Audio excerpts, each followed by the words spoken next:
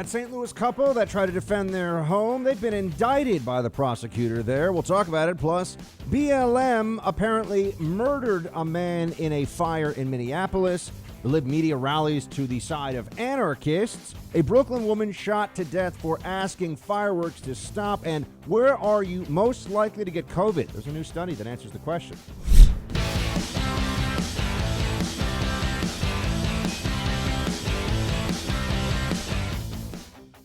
Welcome, everybody, to the Buck Sexton Show. Honor and a privilege to have you with me, as always. My, oh my, a busy day. Let's jump right in. We have this couple. This just came out last night. The McCloskeys in St. Louis. You will remember that they had a mob outside their mansion in St. Louis. They had a mob outside that was threatening to kill them and burn their house down. The mob broke through a wrought iron gate, was on private property, and were screaming epithets and threats at these two homeowners. Now, the state of Missouri does have the castle doctrine. Nonetheless, merely stepping outside on their own property, at their own home, and holding lawfully owned firearms is now criminal, according to the prosecutor. Gardner is her name in this case. I've got to tell you, it is not surprising at all that this is what's happening, because there's a message that comes from all of this. You need to know this right off the bat. You need to understand why this would happen. Democrat prosecutors want everyone across the country to know that you must submit to threats of murder and arson in your own home from a BLM mob outside your door, and if you show any signs of resistance, those prosecutors will weaponize the law to ruin and even imprison you. This is the country you live in now. On the one hand, you have prosecutors like this one in St. Louis who want to hold those who believe in the right and are willing to exercise the right, the natural law right, I might add, to self-defense. They're the problem. Doesn't want to indict people that were looting and rioting and engaged in arson. And you won't see as much coverage of this story as you should, I can assure you. But BLM has resulted in people dying already. That's right. There has been loss of life because of this movement for justice that we're all supposed to just bow and bend the knee to and beg for forgiveness. Oh, we're so sorry. Even though now we see the movement is overwhelmingly comprised of white, suburban, liberal women. Look at any of the footage you see of these protests, and that's who's screaming, Black Lives Matter, at the top of their lungs. Cops are racist. What have they suffered at the hands of police? No, they've been brainwashed by the liberal media. A little too much time at home watching CNN and Netflix and, eating Cheetos. They're not paying attention to what's really happening in the country around them. They don't know enough to understand what's happening in the country around them. So they've bought on to this, signed on to this, and bought into, mixing metaphors, whatever, this movement. You won't hear much about this, but, there was a body. This was just in the New York Post. A body found in the Minneapolis pawn shop that right after the George Floyd protest, right? Because the best way, it was decided, to honor George Floyd was to loot and burn and destroy a predominantly minority neighborhood in Minneapolis. That's what the left thinks. That's what they did. We can now judge them by their actions. It's not just slogans and emotions. What have they done? And as I've been telling you, BLM has made everything worse for everyone. It's really remarkable how consistent they are in that. Nothing has gotten better because of this group. There are no concessions that have been made that make us safer, happier, healthier, better off as a people for any group of people in this country and for all of us together. But a body was found in this Minneapolis pawn shop. The way this will be reported on is, we haven't found out really yet what the cause of death is. Okay, folks, here's what we know. This pawn shop in Minneapolis was burned down to the ground, and it's now been months after that happened, and investigators got a tip. They found the man's body in the rubble acting on a tip.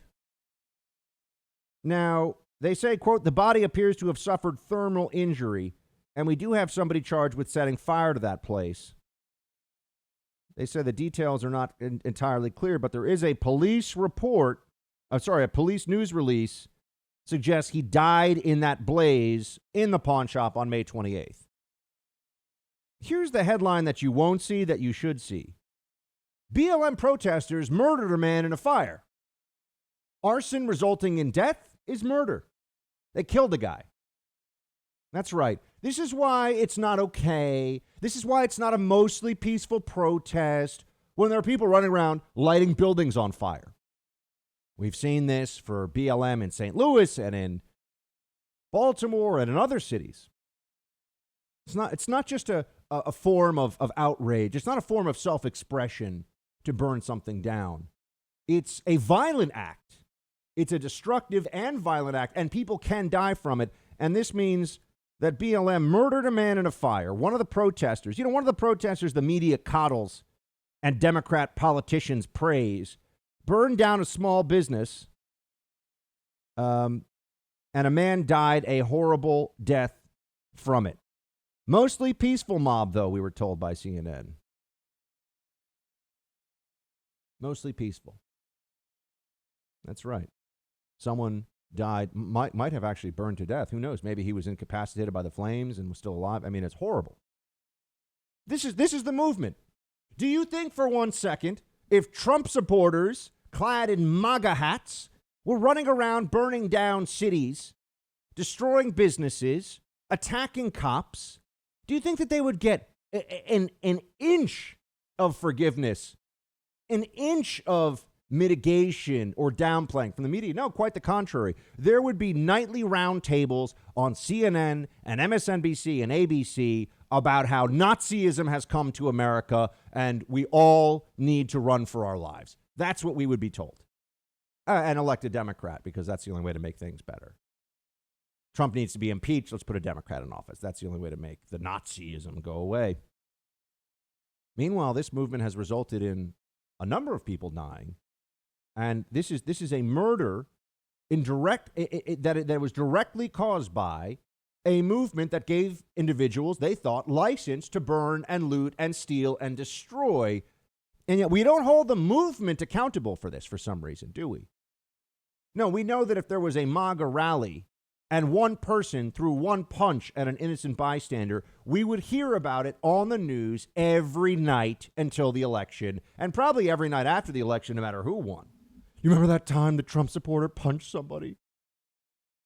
Meanwhile, BLM, which is just the shock troops now of the DNC, as I've been telling you, BLM has killed people during their political activities.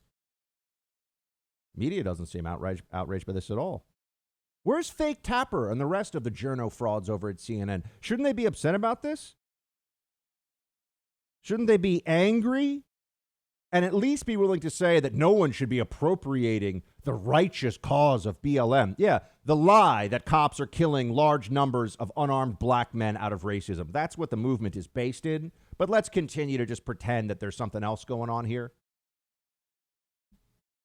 But shouldn't they be upset that somebody would appropriate, oh, there's that word, appropriate the righteousness of their movement in order to destroy and murder and kill? No, this was always about power, friends. This was never about positive social change. This was never about actual justice. It's about social justice, which we know is not the same thing. Social justice is a fancy way of creating a pretense of moral action for power politics. That's really what it is. Social justice today, as the left practices it, is just about advantaging some groups at the expense of others and creating a narrative where that's not violating equal protection under the law, where it's not, hold on a second, why are people held to different standards of conduct? Why is it when one group does something or another group does something, it's okay, but the same conduct from people that are on the other side of the political aisle is heinous and considered an outrage, right? Remember the lockdown protests? Oh, reckless and awful. And then the BLM protest during the pandemic that likely spread the pandemic. Oh, that was worthwhile. Anyone who believes that and thinks that it was really about positive change, if they did it in order to mobilize the Democrat base, well, at least they achieved their purpose. But anyone who believes that the movement has actually made America a better place is delusional or a liar. It didn't make the country a better place the last time. It's not making the country a better place this time. We are seeing a confluence of multiple damaging threads in this country all coming together. You have a pandemic that is still very troubling, killing people who, would otherwise be alive in large numbers and shutting down the economy. It's terrible, right? We have a terrible pandemic. We have a mobilized left-wing paramilitary movement effectively on the streets, acting like domestic terrorists. We'll talk more about Portland and Seattle in a moment. And what is the response of the Democrat Party and the American left? Make everything worse. Make everything worse. Exploit the situation. Make us all feel more divided from each other, more hateful, more spiteful toward each other, because that's useful for their political ends. That makes us easier to control, and it makes it easier to put the people that they want in charge. This is all driven by an agenda, as you know. But if we're not going to hold movements accountable for killing people, what does that leave open? Why is this not something that you'll hear about from Black Lives Matter? Well, because they won't speak out against this the same way they won't speak out against the daily death toll in Chicago and now increasingly in New York that is setting new records and is appalling. The violence in Atlanta, gun violence, almost entirely at this point, minority victims of it. They won't speak out against that because this movement was never really about fixing anything.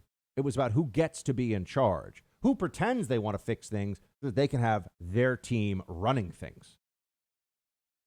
And that then brings me back to St. Louis.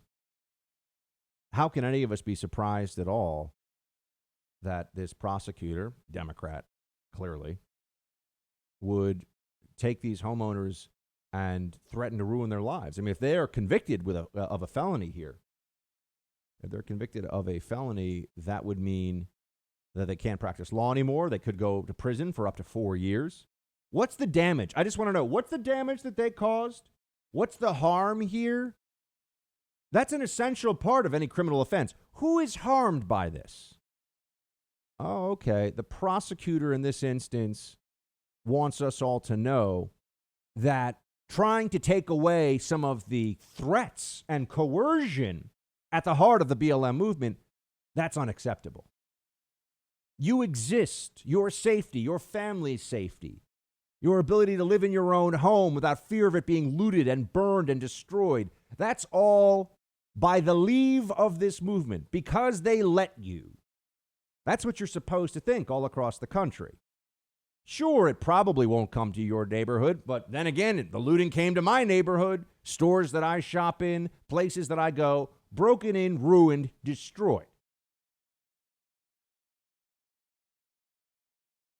They want you to know that if you do anything to try to take that power away, if you stand up to the mob, if anyone stands up to the mob, the apparatus of the Democrat Party stands firmly behind the mob. They are on the side of the law-breaking vandals and barbarians here. That's the truth of the Democrat Party.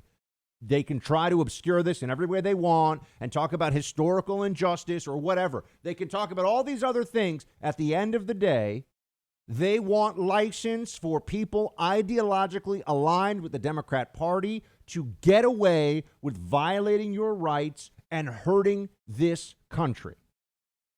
So in that sense, the St. Louis prosecutor has done exactly what she set out to do, and that's also why she's offered a diversion program for them. She knows that she doesn't want to take this to a real trial, but if she can just get a plea down to a misdemeanor, it sends a signal to everybody else.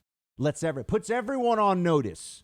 When the mob comes for you, you bow down, kiss the floor, and hope they don't feel like ruining you and destroying you that day. Hope that they don't burn down your pawn shop while you're inside of it. If you have a problem with that, well, then you have a problem with the Democrats' plan to seize power. and that they will not abide. I can't believe we're being evicted from our home that we didn't even sell. That's what Deborah said when she learned she was the victim of home title fraud, which is a crime that can actually cost you your home. Title fraud is not covered by insurance or identity theft services. The only trusted folks to protect you are at Home Title Lock. Your home's legal titles online where cyber thieves find it and forge your signature stating that you sold your home to them. In Deborah's case, she didn't even know she was a victim until the eviction notice arrived. Home Title Lock puts a virtual barrier around your home's title. If there's any tampering detected, they will instantly mobilize to stop it. So go to HomeTitleLock.com and register your address to see if you're a victim and don't know it. Use code BUCK for 30 free days of protection. That's code BUCK at HomeTitleLock.com. That's HomeTitleLock.com, code BUCK.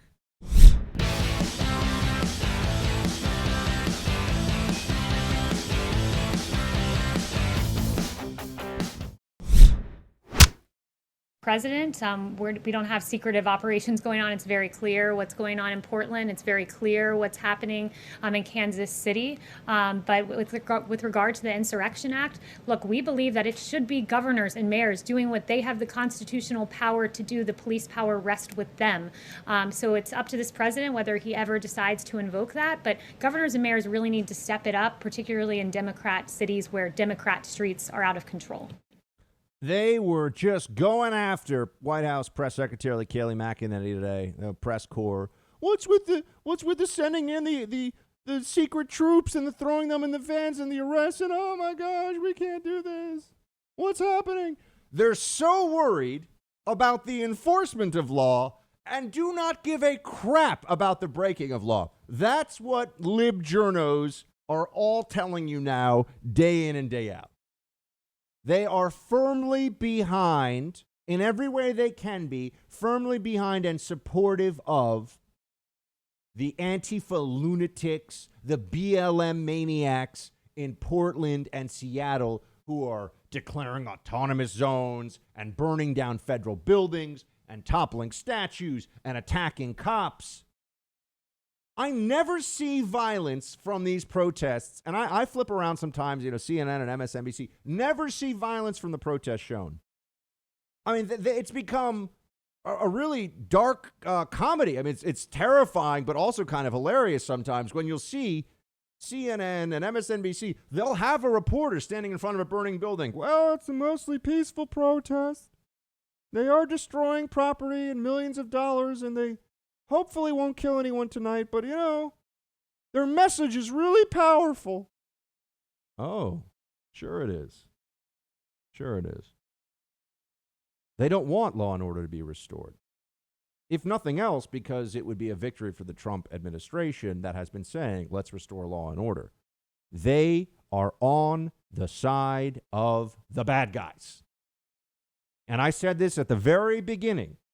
And the president retweeted it, and my, oh my, did that mean my Twitter timeline was very feisty for a few days after that. This only ends when the good guys are willing to use all necessary and appropriate force to stop the bad guys. That's it. Everything else is just noise. Everything else is Democrat talking points or just the open rooting for the criminals because they're ideologically aligned with the Democrat Party and hurting the Trump campaign and hurting American perception of how the country is going, rooting for that side against law and order. The Democrats love this lawlessness.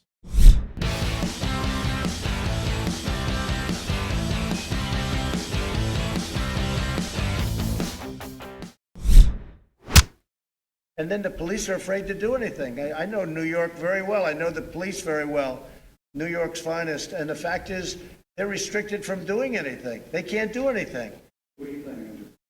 Well, I'm going to do something, that I can tell you, because we're not going to let New York and Chicago and Philadelphia and Detroit and Baltimore and all of these, Oakland is a mess. We're not going to let this happen in our country. All run by liberal Democrats. So more federal law enforcement to some of these cities? More federal law enforcement, that I can tell you. In Portland, they've done a fantastic job. They've been there 3 days, and they really have done a fantastic job in a very short period of time. No problem. They grab them, a lot of people in jail. They're leaders. These are anarchists. These are not protesters. People say protesters. These people are anarchists. These are people that hate our country. And we're not going to let it go forward. And I'll tell you what, the governor and the mayor and the senators out there, they're afraid of these people. That's the reason they don't want us to help them. They're afraid. I really believe they're actually maybe even physically afraid of these people. Everything Trump just said there is true. I would even add to it. First, they're anarchists, but they're Democrats. So we could call them anarcho-Democrats, but they are part of the Democrat Party. Make no mistake, they're all Biden voters who are doing this.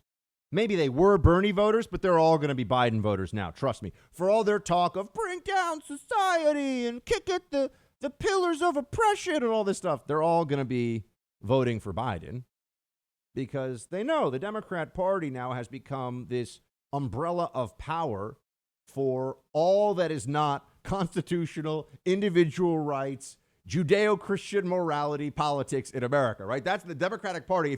If you want to exclude all of that, if you want to exclude objective truth, which is a large part of what we see happening in the new left right now, there is no objective truth. It's whatever they say. This was taught in the schools for years, for decades, really. And it does go back to not just the critical race theorists, but to some of the most prominent philosophers on campus in America who will just say that there is no such thing as objective truth. We make our truth. Power determines truth. Right? Think about that. That mentality explains so much of what we're seeing now, doesn't it? That's why when I say, hold on a second, Black Lives Matter. Yes, Black Lives Matter. What is Black Lives Matter so upset about right now? That cops kill unarmed black men? That's incredibly rare. And everyone in society thinks it's evil and wants to stop it. So what's with all the marches and the looting and the rioting? We're united on this issue. But they pretend we're not, because then they have the moral high ground. Oh, you're not united on this. Oh, you don't care. They just move past the discussion phase into the action phase.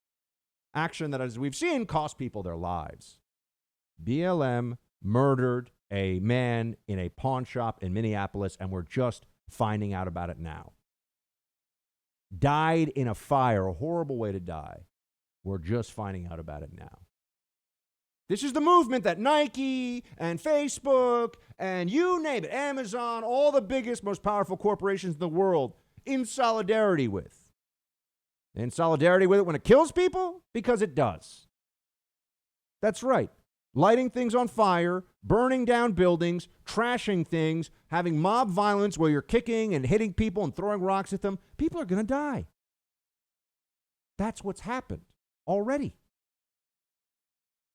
No accountability for it whatsoever. Media is a joke. As we know, media is all a bunch of propagandists. The same reason that you have 99% of college campuses, professors who are either socialists, communists, or Democrats, and really, how much difference is there in some ways between them? It's not because the only smart people are professors. It's because they have a hive mentality that once a few of them get into the place, they want to take over the whole thing. No one else is allowed to be there. They can't handle opposing ideas because their ideas are actually so fragile and contradictory and often absurd and destructive. That's what the left offers you. And let's not think for a second that we have to fall into this false paradigm that conservatism and, quote, liberalism, a terrible word for it that we should really just reject because they're anti-liberty, as we all see. But that the left and the right in this country, they both have equal moral standing, equally intelligent claims about how to run a society. Really? Did the Bolsheviks have just as good an idea as those who were true reformers in Russia before the Soviet Revolution? Because there were efforts at reform. Did the Bolsheviks have just as much moral authority before they took over that country and enslaved hundreds of millions of people, murdered tens of millions of people, condemned generations to misery and servitude? Were their ideas just as good? They just happened to win? No, not all ideas. Not all sides are equivalent. We don't have to think, well, The best thing is our side and their side meets in the middle. No, the left has lost its mind. I don't want to meet in the middle. I want them to get as little of what they want as is possible, because what they want is bad for this country, including the people overwhelmingly who think they want what the left is advocating. Bad for them too. Perfect example of this is what we see playing out in cities across the country. Unsafe streets, spikes in murder and shootings. And remember, there's always a ripple effect to these things too. For every person who's killed in gun violence, it's gang violence in the cities predominantly, we see criminal violence. There's a family that's shattered. People in the neighborhood will wonder, am I next? Am I safe? Should I invest in a business here? Should I start that small business on the south side of Chicago? Should I start that small business out in Bed-Stuy in Brooklyn and New York? Or should I find somewhere else? Been 2 shootings on my block in the last 2 months. People make rational decisions in response to this, right? So when you look at shootings and murders, also understand that beneath that, and this is how you have to understand crime in a large city, and why what the Democrats are doing is so reckless and evil and wrong. We focus on the murders because that's the one thing that they really can't hide, and it's the worst thing. Murders, that's the most heinous crime, or the most serious crime that the legal code has. But when you go beneath that, when you have a surge in murders, it's not like there's just more people getting shot. But other than that, everything's no. In New York, there's more robberies, there's more break-ins, there's more assaults, there's more, theft and public urination and aggressive panhandling. You go down to those quality of life crimes too, that are a plague in a society that is trying to function in an orderly, safe, and happy fashion. I still remember, when I was a kid, we had something in New York called, they called them squeegee men. That's what they were called. I don't think they ever had an official term, but the squeegee men would wait at major intersections. They did it near Times Square. They would do it near the FDR Drive on 96th Street. And I remember being in the car with my family, with my dad, my mom, my siblings. And some guy would come up to the windshield and would just, and it didn't matter if my dad would try to, I remember he'd try to wave them off. No, please, no, don't touch my car. Don't do anything. It didn't matter. And they would smear a filthy rag across your windshield, sometimes leaving an actual, residue of whatever they had been using. I don't know. It's just a dirty cloth that they've been using on car after car. So guess what? It's now just a filthy rag. And then they would bang on they would hold their hand out for money. And if you didn't give them money, you as a little child, like I was, would hear somebody, call your father a curse word, or call your mother, a really horrible name for a woman, and bang on the windshield and kick and dent the side of your car. And this was just considered New York. New York in the 80s and 90s. That's the deal. That's what you think if you call the cop, they were going to do anything about it? No, because the mayor at the time, Mayor Dinkins, was like, we don't want to live in a police state, So what if somebody can effectively hold you up for money and threaten you and attack your property? And what are you going to do? You're supposed to stop at a red light. People say, "Oh, Buck, you got to avoid." There's nothing you can do. That really was something that everybody knew in this city was indicative of the mindset, indicative of the fact that the authorities weren't willing to protect you unless it was the most extreme circumstance, and they were too late for that. Very, very little willingness to be proactive. They'd show up afterwards and ask questions. Who shot this person? Anybody have any ideas? They're too late at that phase. Giuliani came in as mayor, dealt with the squeegee men, as well as so many other things. And people became familiar with broken windows policing, and they understood that it was possible to turn a city around from over 2,000 murders a year to 250, 280. Think about how many lives that is year in, year out, that you're not losing that you were. And there were all these arguments. I remember there was an argument made in the Freakonomics book that it was abortion that did this. Bull. That was a horrible lie. That was the argument made in Freakonomics. Oh, because of abortion, the crime rate has dropped so dramatically. A really evil point of view. But anyway, anything to justify the evils of the left. No, we learned that it was policing. It was let cops enforce laws that we have all agreed are the laws. Let them actually do their jobs and back them up when in good faith they are enforcing the law. It's really quite straightforward. You know, I've got to tell you, there was a quote that was circulating. If you have never read any G.K. Chesterton, he's a brilliant writer, and the essays really stand up. But, you know, my friend Sean Davis was sharing this one on his social media. G.K. Chesterton quote, "Every high civilization decays by forgetting obvious things." My friends, we in America are forgetting or being told to forget the most obvious things, that we are all held to account and have to be by the law, that the laws must be enforced, that those entrusted with that duty are to be, as long as they are operating within the good faith and within the statutes that are currently on the books, they are to be supported. They are to be thanked for the job that they do, not undermined, not defamed.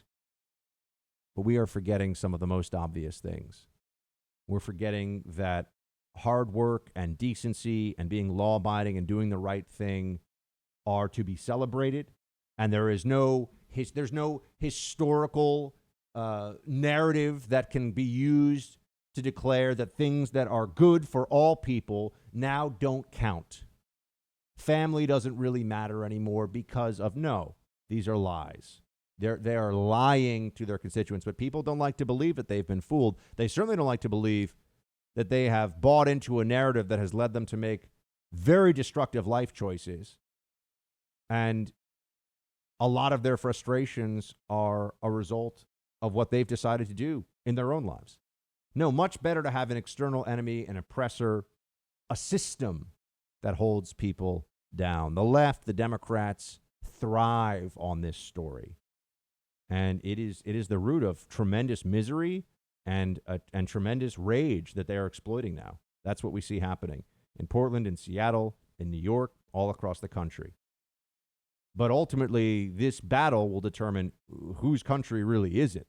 Those of all races, creeds, ethnicities, religious affiliations, beliefs, so on and so forth, who want us to live in a decent, orderly, fair, and just society, or those who think that we can never achieve that until there's sufficient score settling by the people in charge who get to determine what's good, what's not, where merit counts and where it doesn't. What kind of country are we going to live in? That's really the fight that's underway right now. And I really don't want to live in the country that the left is trying to create.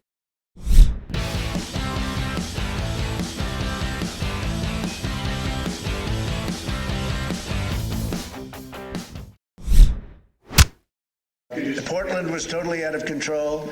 The Democrats, the liberal Democrats running the place, had no idea what they were doing. They were ripping down for 51 days, ripping down that city, destroying the city, looting it. The level of corruption and what was going on there is incredible. And then the governor comes, oh, we don't need any help. How about Chicago? I read the numbers were many people killed over the weekend. We're looking at Chicago, too. We're looking at New York. Look at what's going on. All run by Democrats, all run by very liberal Democrats, all run really by radical left. Yep. I love that fact check that the Washington Post did. It's not true that all 20 of the most violent cities are entirely run by Democrats and have been for years and years and years. Only 19 of the 20 most violent cities. Oh, okay. 95% of the most violent cities in America are under entirely Democrat Party control. 95% of the top 20. Okay. So, big fact check on Trump with that one.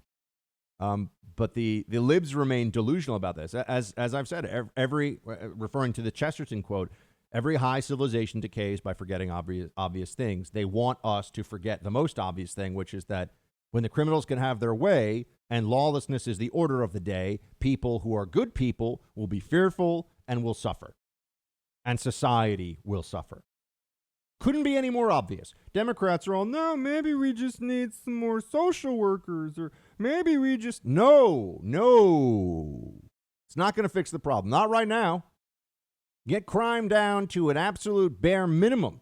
Get it to an acceptable level in these cities, and then talk more about how you're going to have a long-term plan to make things better. But, then there's the Mayor Lightfoot approach in Chicago, who doesn't even want additional help, doesn't want people to do things to try to help her city from the federal government side. Play 11. We don't need federal agents without any insignia taking people off the street and holding them, I think, unlawfully. That's not what we need. If the president is truly sincere about wanting to help, there are a number of things that the federal government is uniquely qualified to do that we could use his help with. And they all revolve around the fact that we have way too many illegal guns on our streets. He could fully fund the ATF here in Chicago. He could fully fund additional prosecutors to focus on gun violence cases. He could empower the ATF to actually do what they're supposed to do, which is go after illegal gun sales, go after federally licensed gun dealers that aren't doing their job, are selling to people that they know are straw purchasers that have no intent whatsoever to possess those guns, and turn them over in the parking lot to the real person who's going to take those guns. All garbage ideas that aren't going to fix anything. Let's talk about why.